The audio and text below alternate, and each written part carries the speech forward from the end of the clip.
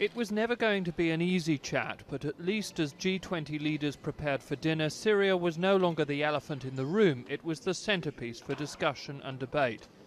On the key question of proposed military action, David Cameron has no hand left to play, but made a decent fist of not looking too deflated. While unable to offer active support to Barack Obama, the Prime Minister aimed to buttress his arguments in what proved to be a polite but predictable tabling of entrenched and opposed positions. Some people will never be satisfied with... Do you think that includes President Putin?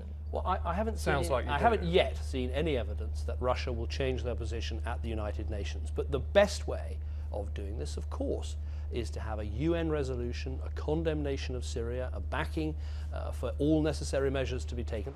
The handshake between David Cameron and Vladimir Putin was not the warmest at this summit. The two men don't see eye to eye on a host of issues, but nor have they yet descended to the Arctic level of US-Russia exchanges. However, remarks attributed to Vladimir Putin's spokesman threatened to throw a bit of a spanner into the works. It's said that Dmitry Peskov described Britain as just a small island. No one pays any attention to them.